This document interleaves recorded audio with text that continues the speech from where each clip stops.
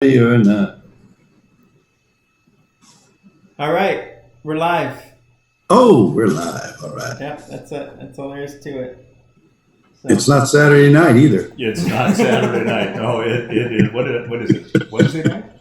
ooh, good question. It's Wednesday. Yes. Wednesday. It's Wednesday night. All right. Well, hi, I'm Rene Bohr, and I'm here with my partner in crime, Tommy O'Donnell. Yeah. Tommy O'Donnell. So 3 days into our ride, how many miles have we done? So we'll have to do some quick math. 61, 66, and 64. 65, something like that. 65 Yeah. today. Yeah. So do the math on that, Mark. How many miles is that? 192. 190 thereabouts. Yeah, something like 192. Yeah. I think so. that. Good. Yeah. So we've seen quite a bit of western Minnesota. So the corn is growing out there. You know, it's the agricultural breadbasket of the country. It's just amazing. A lot of people out in the fields. And we saw a lot of them. And we learned a little history too Yeah, we did. about Fort Ridgely. Fort Ridgely. That was yesterday's stop, and apparently there was a small battle there between the military. It was the Dakota Sioux. and it was just the U.S. military, Yes. I guess, right? And this was in 1862, so think about that. That would have been the second year of the Civil War. Mm-hmm. Right. Yeah. So a little bit of a history lesson there. It didn't go well for the Union or for the soldiers, that's for sure. Right. Exactly. They were So how's the weather there on the ride? Hot. Yeah. Yes, very hot. Hot and humid. It's been in the 90s. Mm-hmm. Yeah. And Tommy took the worst of it yesterday. So Tommy rode about 20 miles of dirt and gravel. Because we wanted to get him off the highway. We thought dirt is better than death. What do you think? Dirt or death? So- What would you rather have? You had to hose them off when you were done, right? We did. Yeah. We had to hose them off. And then today I had the better of it. It was much cooler today. We started earlier. We got done by noon. So, yeah, it was a good run. Oh, that's good. That's really good. Yeah, that's fantastic. Well, it's I'm here in Bethesda, Maryland right now, and it's actually storm just came through, so a little rain, but it was 95 and really humid here. So, hey, 'tis the season, right? It's summer, Right. so That's right. what it is. That expected. Yeah, and it's funny though, we sit and complain about heat and humidity, but here in Minnesota in the wintertime, you start thinking a little heat and humidity would probably be good right about now. That's right. We'll get our fair share of cold temperatures and snow here. That's great. That's fantastic. Yeah.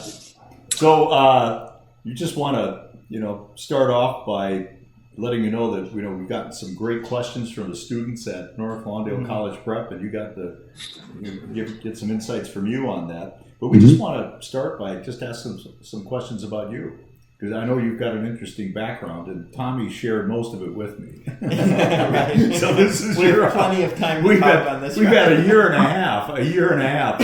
I know all sorts of things, but you're a fascinating guy. Just give us a brief, history of you and your family, and you've got a great story to tell. So, Well, hey, so we'll start off with, I was born into a circus family, right? So my father and my mother, my grandparents were all in the Ringling Brothers and Barnabilly Circus. And but before that, my great-grandparents owned a circus in Australia. And so my grandmother, being one of 10 children, was part of the act, part of the circus. Uh-huh. So when they came here to the U.S. probably in 1920s or something like that. And my dad was born in 32, I believe. And but he, quickly gained the skill of juggling and wire walking. And so his claim to fame was juggling on the wire. So It's the importance of focus. This is all about focus. So I wore this shirt today. Yeah. It's all about The shirt focus. today, I'm a wire walker, and it says focus. And so that's really important when you're juggling on the wire or even walking the wire. Yeah. begin with. So. Yeah. But anyway, it's a good lesson to be learned, and to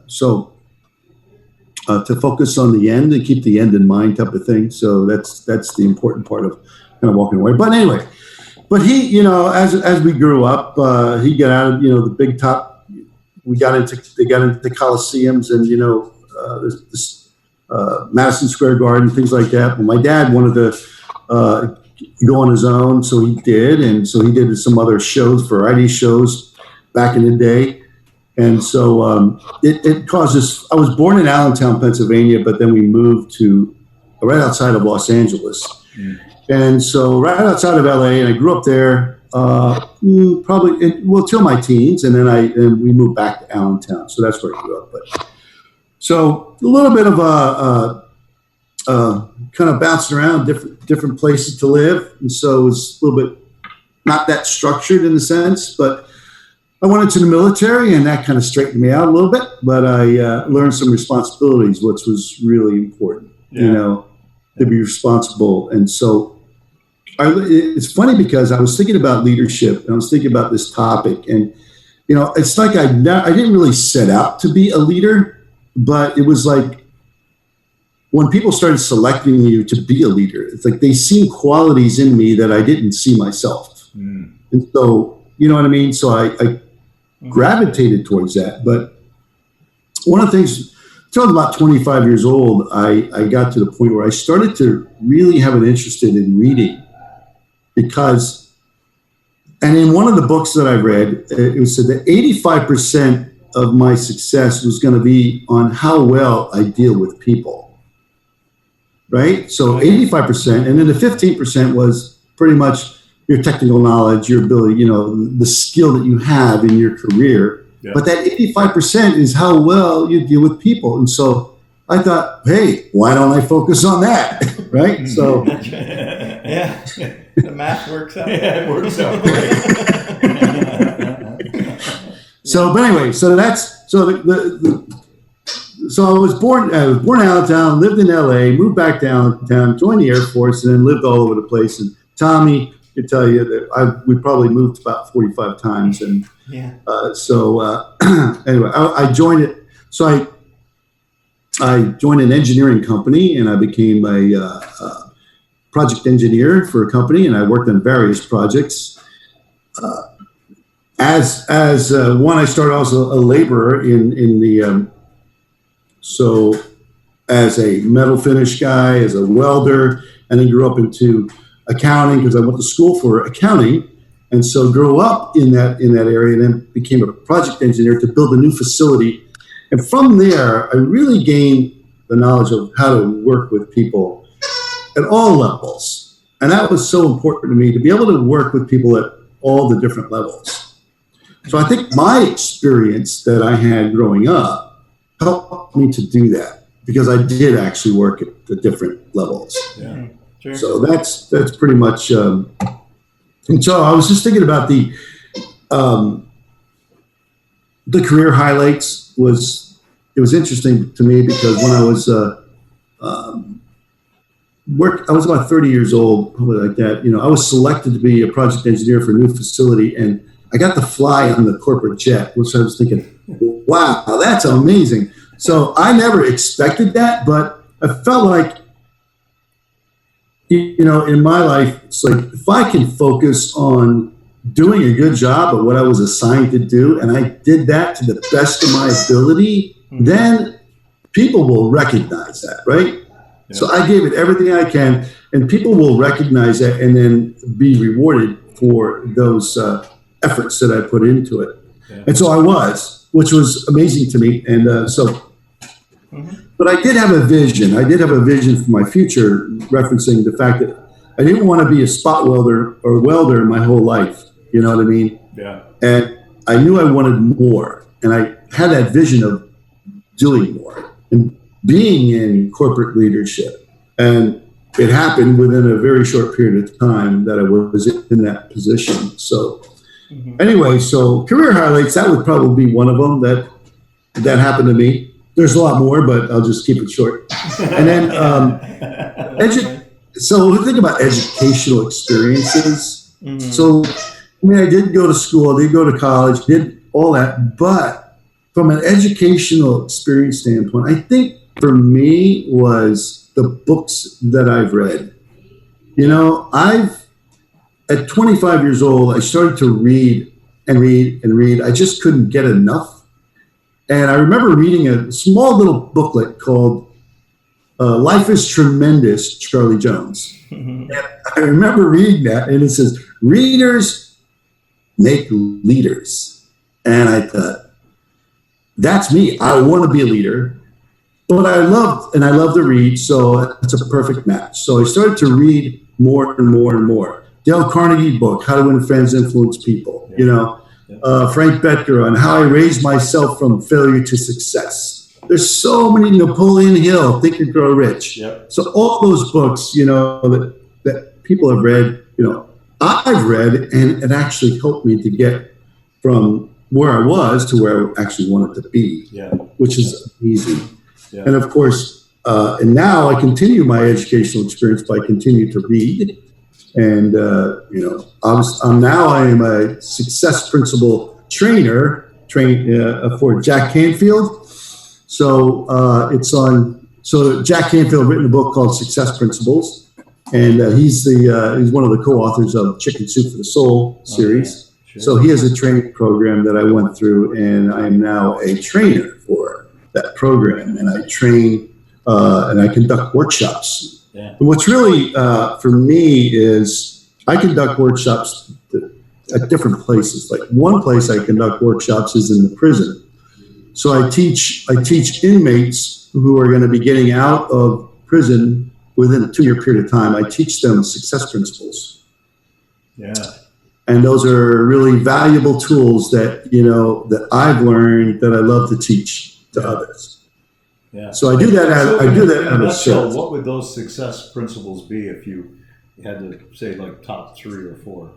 Well, the top one is take 100% responsibility for your life and the results of your life, right? Yep. It's like give up all blaming, complaining, excuse making, defending, justifying. Just like if it's meant to be, it's up to me. That's it.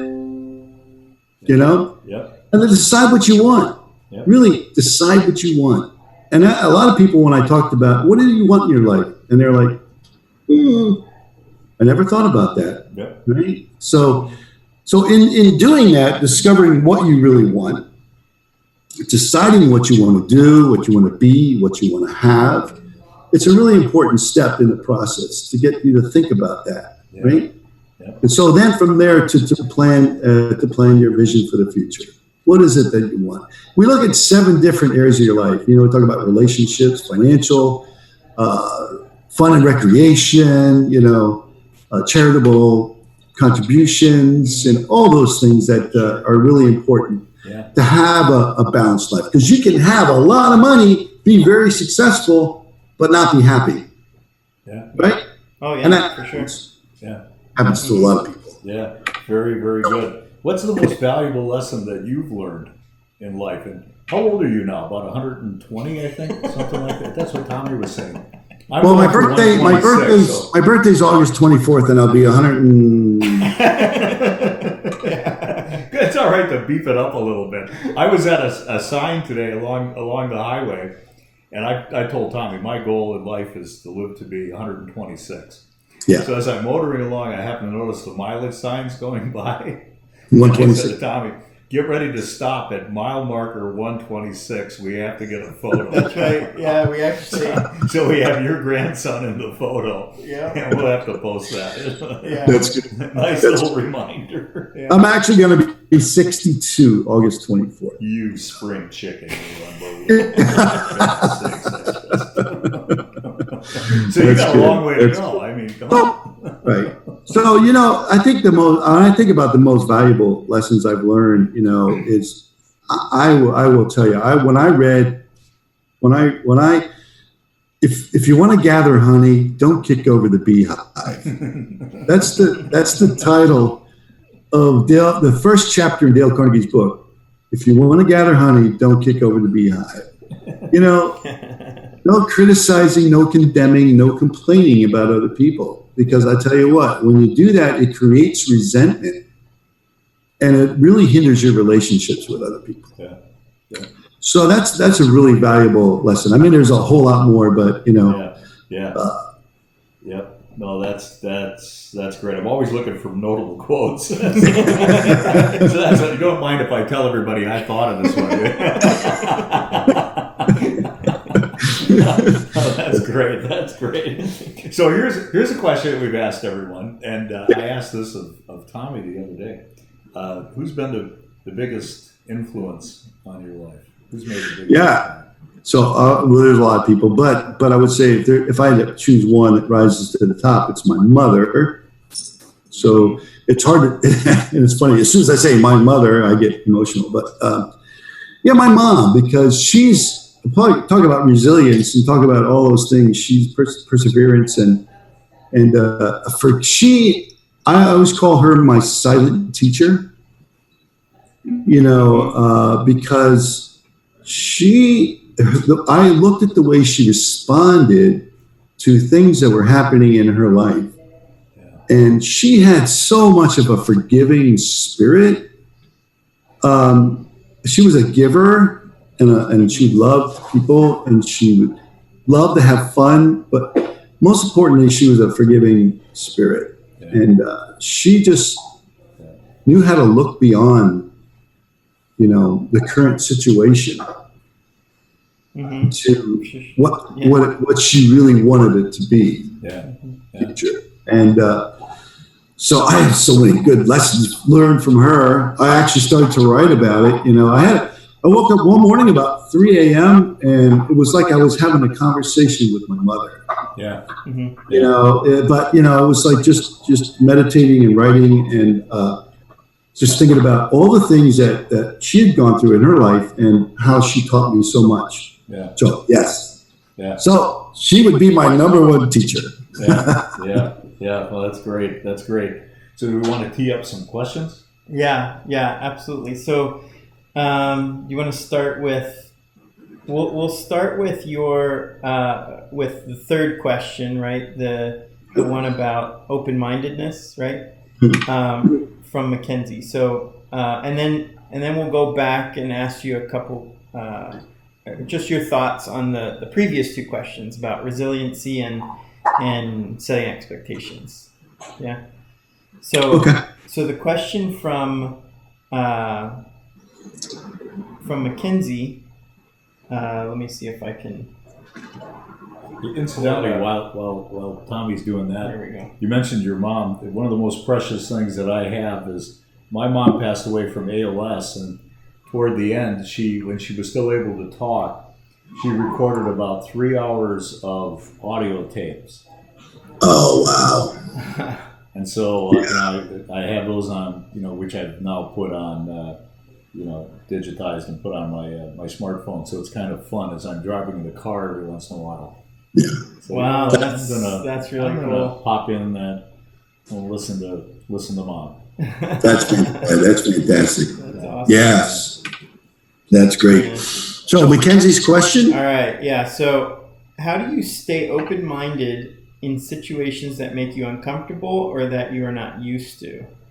Oh, sorry. That is from Makayla Mcghee. Makayla. Sorry, not Mackenzie. That's another question. So, well, Makayla, thank you for that question. And she's a student from North Lawndale College Prep. So. That's great. That's fantastic. Well, Makayla, thank you for that question. So,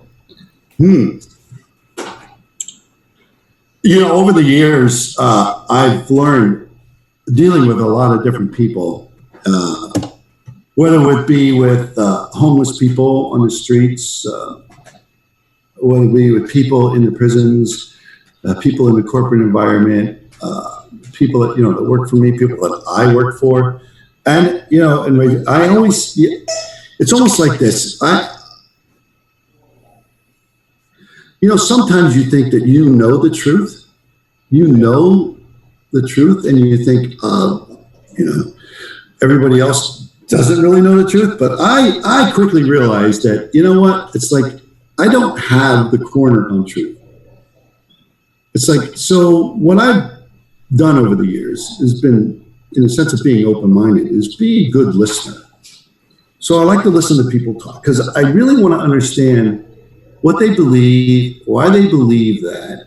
And, so that really helps me to get to know people a little bit better. Getting to know people is so important because that way you can understand where they're coming from. You can understand their, what they believe, why they believe it, or why they do what they do. So in that sense, you're open-minded. So I'm not judging them for anything that they do because, we all have faults, right? No one's perfect in a sense, but, so we all have to be open to hearing other people and not judging, so like, that's one of the key factors is don't prejudge people, because you have no idea what they've gone through in their life, at all. It's like when I used to meet people on the streets, I remember in Manhattan, I don't know if Tommy remembers this, but I remember we were in the Port Authority in Manhattan, and there was this woman laying down in the lobby area there, in the corridor. And I remember asking her, just talking to her a little bit, her name, and all this stuff, how she, so, I'm not judging how she got where she is, but I wanted to hear her story. And once I heard her story, I was heartbroken because I felt like, I always say, therefore, by the grace of God, go I, in a sense to it, it's like things could happen to people that they didn't want to happen to them, that happened to them. But so now although they struggle to get to the point where they can, function properly in their own mind. But, so it's like, I'm not judging them for anything. So I'm open to hearing other stories to find out why they do what they do. And it's really important, especially as a leader, right? So I've had employees, and my employees, I like to talk, I like to get to know them because it's important for me to get to know people. That way I can figure out, what it is what do they love to do? What do they like to do? Stuff like that. So and so I've had a situation where, I've had employees where, understanding their home life and their circumstances, I don't really try to dig too deep, but I'm open to hearing what they have to say because people like to share with that. And so when I know situations like that, then I can help them. Mm-hmm. Yeah. So being uncomfortable, for me, it's like I've learned because of my upbringing and where I came from in my life. Mm-hmm. My dad ended up in prison as an inmate at the Arizona State Prison. And so, my dad was in and out of prison. And I've learned from that. And then actually, it's interesting, though, that I'm actually teaching at the same prison my dad was an inmate at. Really? Wow. And so I remember standing up there when I was talking to the inmates. They stopped me in the middle of my session, and they said, "You have a story to tell, and we want to hear it." And so when I told them my story, they're like, "That's why there's a connection, right?" Sure. Because my heart is for the people who can take a situation they're living in, maybe looking at it like an underdog type situation, but rising above it. Yeah. And putting your past in the past. Yeah. And just having a focus for the future and all this stuff. So I guess for me, it's like I'm open-minded because, where once I thought that this is the truth, I know the truth, and if you don't believe what I believe, then you don't believe it, then you're not heading in the right direction. But I've come to realize that everybody describes it in a different way. Everybody believes things in a different way. And it's like, at the end of the day, the more you talk to people, you realize that we're pretty much on the same path. You know what I mean? We pretty much are all believing the same thing. And in a sense, we're trying to figure out, life in and all Yeah, that stuff. But how to be so happy. that's right. Yeah. so it's like so. Being in those situations where I think trying to get to know people and understand people, being a good listener is important. Yeah. It's really important. It's showing, and showing a really a genuine appreciation for them. Yeah. Yeah. So you've had all these successes in life, and you found a way to really give back. Yeah, Mhm. exactly. And that's, Yeah, I for think, truly being a leader. Being a leader. Yeah, I mean, I don't know if you I ever. think that's what makes America great. It does. Yeah. It's not a slogan, by the way. Right. Giving back. I mean, servant leadership, is so important. So one of the things that we talk about in our success principle workshops is when you come from perspective of servant leadership, of service, it strengthens you. It strengthens you. Mhm. When you come from an area of like it's just all about me, then it weakens you. Yeah. You know what I mean? So that's so important. Yeah. So real quick, we have so the past 2 days of questions too, Yeah. right? So if you want to talk a little bit about resiliency, Okay. obviously you have a lot of those stories about being resilient, and then right after that about setting expectations for people that work for you. Yeah. So resiliency. I mean, obviously, if you have a one thing is keeping that vision out in front of you is so important, right? It's so we can lose sight sometimes of where we want to go. We can get sidetracked and get people will pull you off. I said so. One of the things like if you're living your life on purpose, like say if you know what your life purpose is, right, and you're walking down that road. So one of the indicators is if I have joy in my life, if I have genuine joy in my life, I'm living my life on purpose. I know it. Opportunities, people, resources, they come to me. Give me those opportunities. As soon as I feel as though I don't have joy in my life, I know that I'm not living my life with purpose. Yeah. So it's important for me to keep that in front of me, what my life purpose is.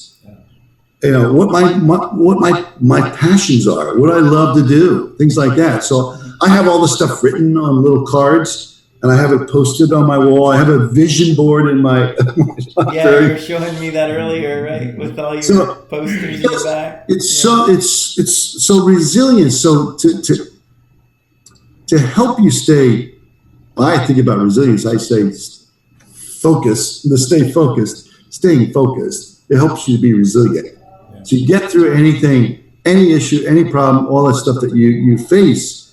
You get through that if you stay focused on your vision and your goal, which you want to accomplish. Yeah. So Excellent. I think for me, there's all these little tools that you can develop and you can put there. Like I have stuff on my wall, like I said, a vision board. I have little 3x5 cards, little things I carry with me, and it's all about.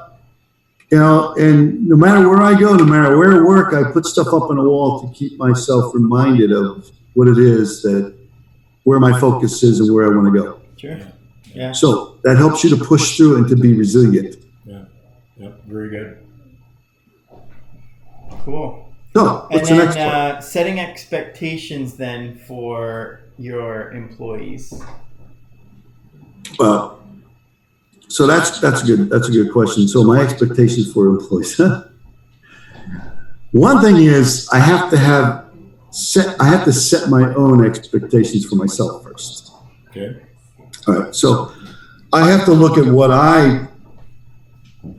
so before I set expectations for them, I need to make sure that I have my own expectations set for me. So I'm always thinking about when I work with employees, I really want employees, I want to set them up for success. Because if I can help other people to be successful, I will in turn be successful.